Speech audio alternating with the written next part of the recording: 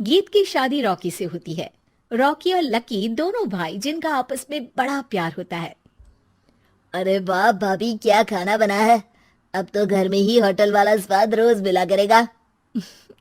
अरे लकी, तुम अभी जानते नहीं हो मुझे। तुम बस डिश का नाम बोलो, मैं तुम्हें इसी किचन में बनाकर खिलाऊंगी। चढ़ा रहा है तुम्हें ये। और तुम भी ना। गीत रॉकी के छोटे भाई को दोस्त की तरह मानती।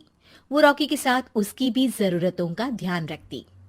लकी, ये रहे तुम्हारे कपड़े, धोकर प्रेस करवा दिया है, अलमारी में सजा लो।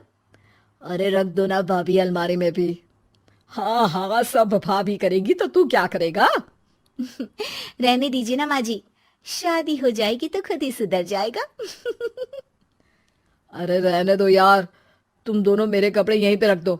एक कपड़े अलमारी में रखने को क्या बोल दिया, शुरू हो गई।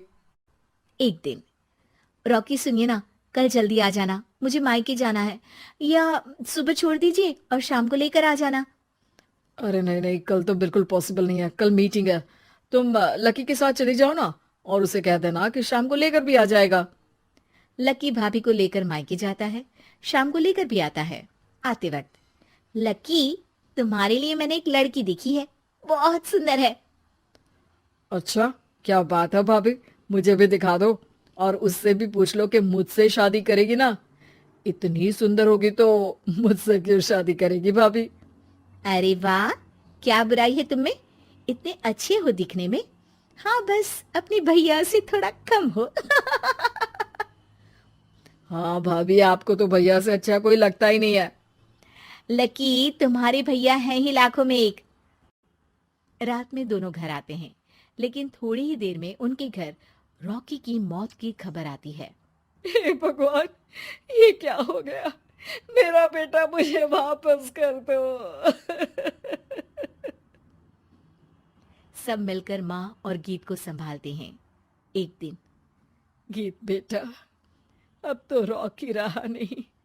तू देख ले, अगर मायके जाना हो तो।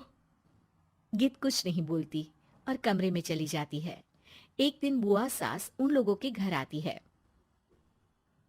अरे भाभी, किसकी नजर लग गई आप लोगों के घर में? मुझे तो लगता है कि इस लड़की के ही पैर ठीक नहीं है, तभी तो आते ही हमारे घर का चिराग खा गई। बुआ सास की बात सुनकर गीत को रोना आ जाता है। वो अपने कमरे में जाकर जोर जोर से रोने लगती है। लकी को ये सब देखकर अच्छा नहीं लगता। बुआ क्या बोल रही हैं? किसी का जीना मरना ऊपर वाले के हाथ होता है, ना कि किसी के पैर पर।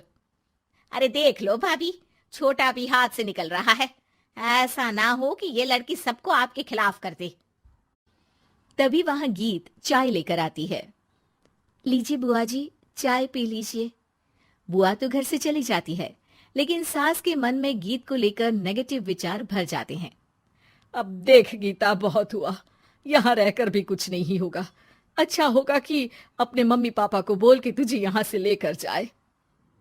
और गीत अपने मायके चली जाती है, जहां आस पड़ोस के लोग कहते हैं, अरे रे, बेचारी की शादी के 2 साल ही हुए थे, लेकिन पति नहीं रहा।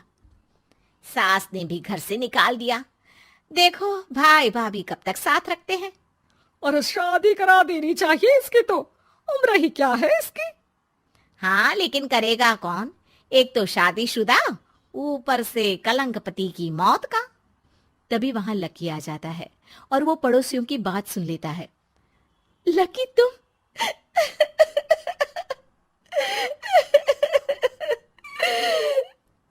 भाभी, ये जमाना आपको जीने नहीं देगा। लेकिन आप चिंता मत करना, मैं आपको आपके हिस्से की सारी खुशियां दूंगा। लीजिए, माँ ने आपका ये बैग भेजा है। इसमें आपके जरूरी सामान है जो वहीं रह गए थे। लकी देखता है कि गीत को ससुराल से लेकर मायके तक हर जगह सिर्फ ताने ही सुनने पड़ते हैं। वो सीधे अपनी माँ के पास जाता है। माँ, एक बात सुनो। ये कहाँ का न्याय है? एक लड़की जो छोटी सी उम्र में अपना पति खो चुकी है, वो अब दुनिया के ताने भी झेल रही है। यार, ये तो गलत है ना माँ। हमें भाभी का सपोर्ट करना चाहिए। क्या भैया होते तो भाभी को ऐसा देखकर दुखी नहीं होते? अरे देख लकी, ये समाज ऐसा ही है, और भैया होते तो गीत की ये हालत होती ही नहीं। बिना पति के औरत को तो ये सब झेलना ही पड़ता है। लेकिन कोई तो जरिया होगा ना माँ। भाभी भी हमारे परिवार का हिस्सा है, हम कुछ तो कर सकते हैं ना उनके लिए। हिस्सा है नहीं, हिस्सा थी।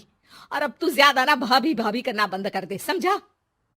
कुछ दिन ऐसे ही बीतते हैं और एक दिन लकी देखता है कि गीत उसके ही कॉलेज में पढ़ने आई है। अरे भाभी, आप यहाँ कॉलेज में कैसे? लकी, मैंने पढ़ने का निर्णय लिया है। शादी के कारण मेरी पढ़ाई को बीच में ही रोक दिया गया था, पर अब जब कुछ नहीं बचा तो मैंने सोचा पढ़ाई में ही मन लगाऊं। अरे आपने बिल्कुल सही सोचा भाभी। किसी भी तरह की कोई भी जरूरत हो तो प्लीज बिना किसी हिचक के बताना, मैं हूं आपकी मदद के लिए। लेकिन कहते हैं ना, गीत की जिंदगी में सब कुछ बहुत दिनों के लिए ठीक नहीं रहा। और एक दिन क्लास में, अरे ये विधवा है, इसकी तो शादी हो चुकी है। क्या आप बात कर रहे हो? हमारे साथ तो बैठकर ऐसे पढ़ाई करती है जैसे बच्ची हो। अरे बच्ची नहीं, बहुत शातिर है ये। किसी को नहीं बताया कि ये शादीशुदा है, वरना हम इसे आंटी आंटी कहकर पुकारते ना। अरे अब तो पता चल गया ना। आंटी जी, आंटी आंटी। फिर क्या, सभी गीत को आंटी बोलकर चिढ़ाने लगते हैं। गीत को रोना आ जाता है और वो क्लास के बाहर जाकर रोने लगती है। सामने से लकी आ जाता है। अरे क्या हुआ भाभी, आप रो क्यों रही हैं? तभी पीछे से एक लड़की आ जाती है। हे हैंडसम, इस औरत से ना दूर रहना, इसके प्यार में मत पड़ जाना, क्योंकि ये शादीशुदा है। हमारे साथ झूठ बोलकर हम जैसी ही रह रही थी। हाँ तो क्या गलत है? सही उम्र में तुम्हारे माता पिता तुम्हारी पढ़ाई छुड़वा देते तो आज तुम भी शादीशुदा ही होती ना। और इनका पति नहीं रहा, उसमें इनका क्या कसूर? अरे कोई अपने जीवन को नई शुरुआत दे रहा है तो तुम लोगों को क्यों मिर्ची लग रही है? अरे तुझे बड़ी दया आ रही है, कर लेना तू शादी। लकी तब तो कुछ नहीं बोलता, लेकिन ये बात उसके मन में घर कर जाती है। और फिर एक दिन, माँ, मैं गीत से शादी करना चाहता हूँ। अरे क्या बक रहा है बेटा, तेरा भाई तो खा गई वो, अब मैं अपना दूसरा लड़का नहीं खो सकती। नहीं माँ, मैं गीत को यूं परेशान नहीं देख सकता। उसका कॉलेज में भी लोगों ने जीना मुहाल कर रखा है। मैं उनसे शादी कर उन्हें फिर से इस घर की बहू बनाऊंगा। तुम मानती हो तो ठीक है, नहीं तो मैं घर छोड़कर चला जाऊंगा। अरे मुझे मंजूर है बेटा। लकी माँ के साथ गीत के घर जाता है और उसका हाथ मांगता है। घर वाले मान जाते हैं। थोड़े से इनकार के बाद गीत भी लकी से शादी करने को मान जाती है।